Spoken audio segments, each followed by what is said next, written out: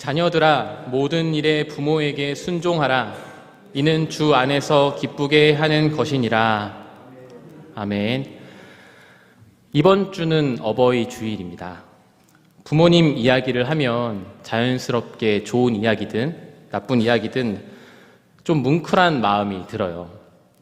가정에서 우리는 이제 동고동락하면서 많은 경험을 공유하기 때문일 텐데요.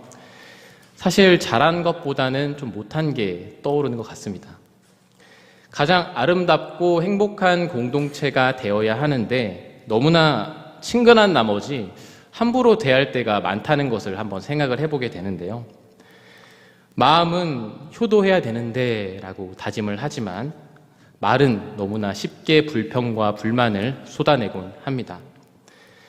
효도라는 말은 기독교뿐만이 아니라 타 종교에서도 흔히 언급되는 말 중에 하나입니다. 심지어 부모님을 떠나서 생활하는 불교의 경우에도 효를 굉장히 강조하죠. 출간 승려는 석굴, 탑, 조각, 그림 등의 작품들을 통해서 부모님께 공양을 한다고 합니다.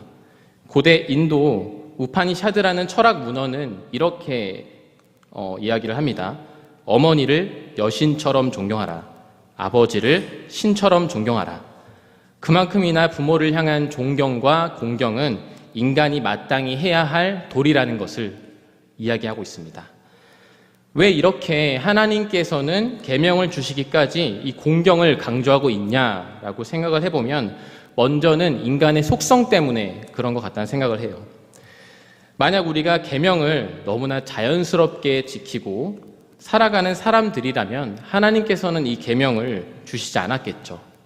하지만 타락한 인간은 주님께서 계명을 주셨음에도 불구하고 순종하지 않습니다. 눈에 보이는 하나님도 그렇지만 눈에 보이는 부모님의 말도 듣지 않는 것이 인간인 거죠. 기본적으로 우린 그렇게 불순종하는 속성을 갖고 있습니다. 이 계명이 얼마나 귀하고 거룩한 것인지를 잘 모르고 살 때가 너무나 많은 것 같아요. 오늘 나누는 이 계명은 단순하지만 얼마나 엄중한지를 우리가 생각한다면 자녀들은 부모를 공경하는 그 중요성에 대해서 알게 되고 부모는 자녀를 현명하게 양육하고 좋은 부모가 될 수 있을지를 고민하게 될 것입니다. 먼저 십계명에서 부모를 공경하라는 계명은 그 이웃사랑에 해당하는 계명 중에 첫 번째 계명에 해당을 합니다. 그렇다면 왜 하나님께서는 부모님을 사랑하라라고 말씀하시지 않고 공경하라라고 말씀하셨을까요? 하나님은 부모님의 역할을 구분하셨기 때문입니다. 여기서 공경이란 히브리어 원어의 의미를 보게 되면 무겁다라는 뜻을 갖고 있는데요. 이것은 비유적인 의미로 자주 활용이 됩니다. 공경은 부모를 명예롭고 존경스럽고 영광스럽게 대하라는 뜻을 갖고 있는데요. 이것은 단순히 부모님에게 친절하고 공손한 말로 대하라는 뜻만이 아닙니다. 온 마음과 정성을 다해 부모님을 대하고 하나님 다음 자리에 높은 분으로 여기라는 말의 의미를 갖고 있습니다. 우리는 부모님을 하나님의 대리자라고 여기는 마음이 필요합니다. 부모님이 아무리 힘이 없고 보잘것없고 가난하고 무기력하더라도 하나님께서 주신 선물이라는 것을 우리가 기억하고 우리 마음에 새길 필요가 있습니다. 자녀의 입장에서 행동이나 성품 등의 부족한 점이 많이 보이더라도 창조하시고 임명하신 그 주님의 뜻을 바라보는 것이 중요합니다. 가정의 모습이 깨어지는 건 자녀들이 부모를 공경하지 않을 때 발생을 합니다. 어떤 단체든지 질서와 규칙이 중요한데요. 하나님은 가정이라는 최초의 공동체를 통해서 이 세상을 다스리셨습니다. 우리에게 맡겨진 가정을 운영할 때의 원칙은 자녀는 부모를 공경하고 부모는 자녀들을 말씀으로 훈육함으로써 가정의 질서를 보호하고 주님의 가르침을 수행하는 것입니다. 그러므로 계명으로 주어진 부모님을 공경하라라는 말씀을 지키고 말고의 문제가 아니라는 것이죠. 주님께서는 부모를 명확하게 공경하라라고 말씀하셨습니다. 그런데 어느 순간 이 공경이 사라지고 이 계명을 너무나 쉽게 여기는 풍토들이 많아졌습니다. 우린 이 말씀을 하나님의 계명이라는 사실을 쉽게 망각하는 경우들이 많죠. 그러나 성경은 이를 엄중하게 이야기를 하고 있습니다. 마태복음 15장 4절은 이렇게 말합니다. 하나님이 이르셨으되 내 부모를 공경하라 하시고 또 아버지나 어머니를 비방하는 자는 반드시 죽임을 당하리라 하셨거늘. 그렇다면 이 말씀을 우리가 반대로 생각하면 어떨까요? 우리가 부모님을 공경한다면 복된 일상과 행복과 번영이 있다는 것을 의미하고 있죠. 이런 성경 구절도 존재합니다. 에베소서 6장 2절에서 3절인데요. 내 아버지와 어머니를 공경하라. 이것은 약속에 있는 첫 계명이니 이로써 내가 잘되고 땅에서 장수하리라 하고 말하고 있습니다. 이 성경 말씀은 단순히 오래 산다는 것뿐만 아니라 우리가 누리게 될 모든 좋은 것들도 소유하게 된다라는 뜻을 담고 있습니다. 이건 다음 세대까지 연결되는 소중한 영적 재산이라는 거죠. 그럼에도 불구하고 부모에 대한 불순종이 얼마나 위험한 것인지를 인식하지 못한다면 저는 종교개혁자 마틴 루터가 말한 내용을 여러분들에게 읽어드리고 싶습니다. 당신이 부모에게 순종하기 싫다면 차라리 사형 집행인에게 복종하는 편이 낫습니다. 그것도 싫습니까? 그렇다면 차라리 뼈를 늘어뜨리고 다니는 전령에게 복종하십시오. 그 전령의 이름은 죽음입니다. 이 계명의 의도는 얼마나 하나님을 섬기는지를 확인하는 것도 되는 것이죠. 악이 창궐하는 이 세상에서 자녀들은 부모를 안중에 두지 않습니다. 이것은 하나님을 잊고 사는 현실을 반영하고 있죠. 부모를 거역하는 것은 하나님을 거역하는 것과 같다는 성경의 가르침을 진지하게 생각하지 않습니다.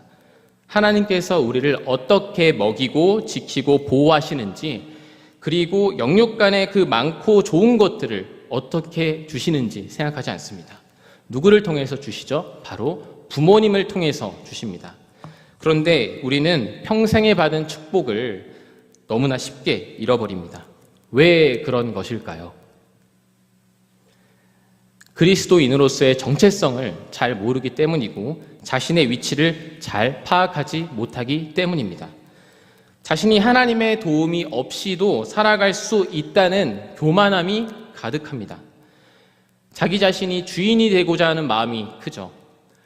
누군가에게 순종하기 또한 싫어합니다. 그래서 부모를 공경하라는 계명을 주님께서 십계명에 새겨 넣으실 정도로 강력하게 말씀하신 것 같아요. 그러니까 부모가 자녀에게 가장 듣기 싫어하는 말 1순위가 그런 거죠. 내가 알아서 할게 라는 말인지도 모르겠어요. 일단 저희 어머니한테 물어보니까 그렇게 대답을 하시더라고요. 우리는 점차 개인주의가 팽배해지고 누군가를 위한 순종 또한 사라지고 있는 그런 시대를 바라보고 있습니다. 나라는 어떤 주체가 강조가 되고 공동체는 나를 위해서 소비되고 있는 사회가 되고 있어요. 그러므로 현 시점에서 부모님을 공경하라는 이 계명의 중요성이 드러날 수가 있죠. 개인뿐만 아니라 공동체를 질서 있게 유지하기 위해서 필요하기 때문인데요. 순종이란 명령하고 다스리는 윗사람을 향한 태도라고 할 수 있지만 이것은 모든 공동체에 통용되는 규칙입니다. 가정에서 올바르게 순종을 배우는 자녀들은 학교와 사회를 유익하게 만드는데 큰 역할을 할 수 있습니다. 그러나 이러한 순종은 단순히 자녀들에게 강요하는 것만으로는 해결될 수 없죠. 부모의 역할도 굉장히 중요합니다. 요새는 부모님이 자녀들에게 회초리를 드는 것이 아동학대라고 말하는 시대가 되었습니다. 사랑의 매라는 말을 하기가 참 쉽지가 않죠. 성경은 그래서 두 가지를 말하고 있는데요. 잠언 13장 24절은 매를 아끼는 자는 그의 자식을 미워함이라. 자식을 사랑하는 자는 근실이 징계하느니라고 말하고요. 에베소서 6장 4절은 너희 자녀를 노엽게 하지 말고 오직 주의 교훈과 훈계로 양육하라 라고 말하고 있습니다. 여기서 중요한 건 부모님의 지혜로운 양육 방식이겠죠. 매번 자녀가 잘못했을 때 엄하게 회초리를 든다면 자녀는 부모에 대한 어떤 공포심 때문에 순종할 것이고, 반대로 회초리를 들지 않고 잘못에 대해 적당하게 넘어간다면 부모에 대한 순종보다 자기 자신을 사랑하는 마음이 더 자녀들에게 커지게 될 수 있겠죠. 이 시점에서 우리는 부모의 올바른 훈육이 무엇인지를 생각해 볼 수 있습니다.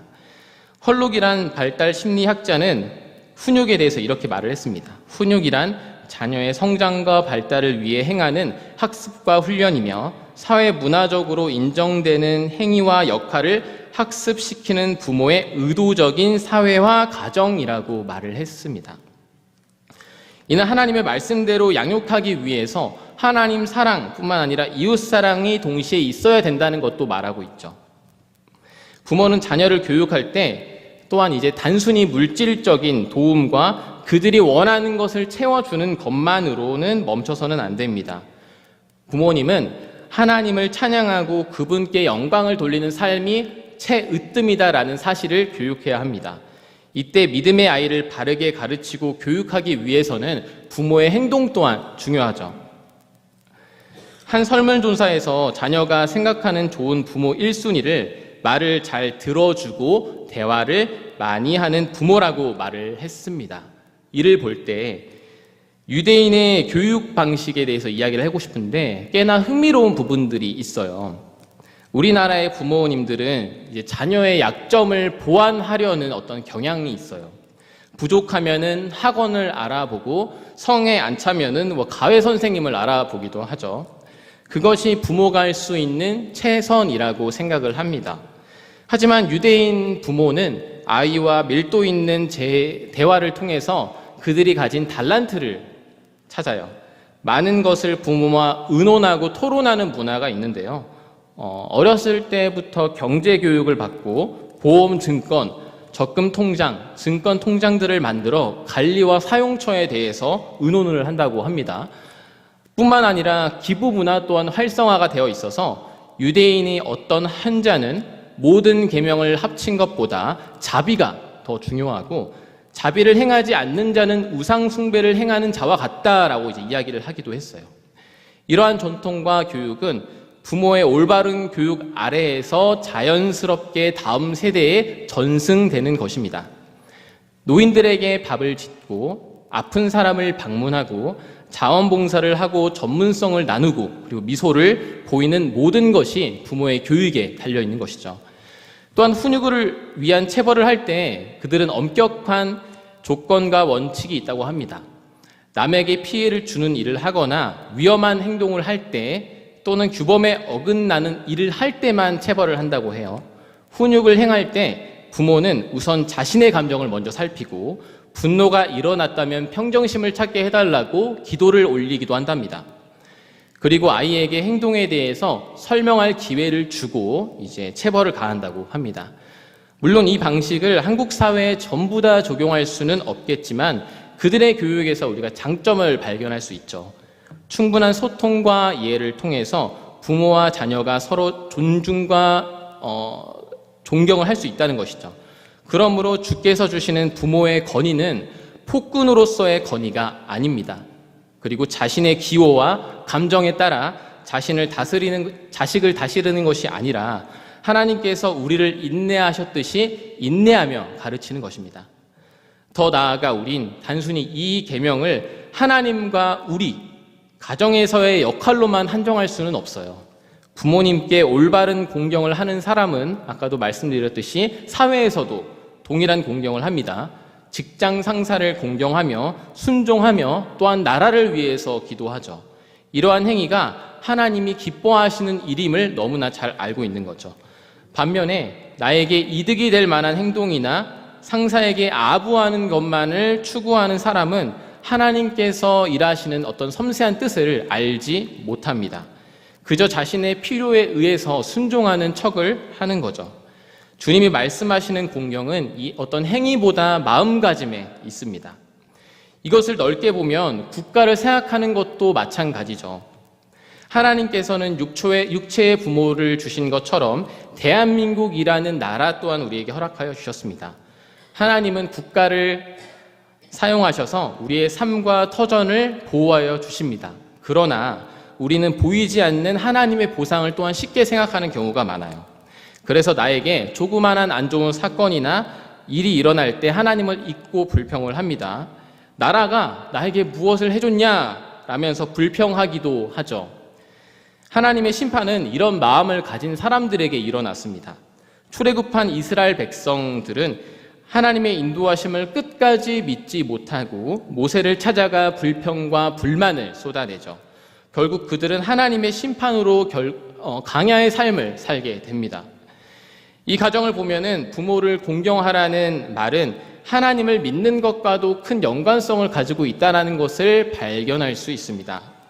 왜냐하면 온전한 믿음은 말씀의 실천과 관련이 있기 때문입니다. 사회에서도 국가에서도 이는 마찬가지죠.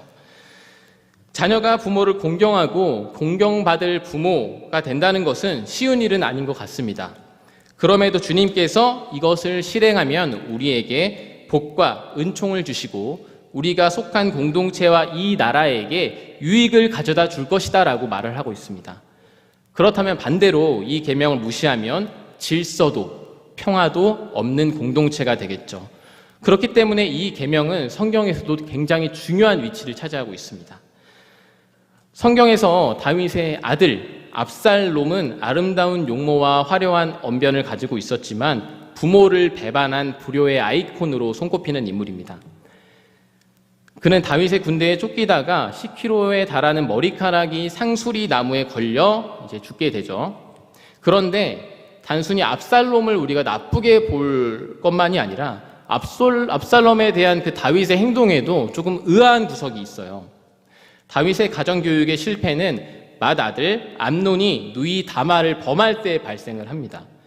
다윗은 이를 적극적으로 바로 잡지 않습니다.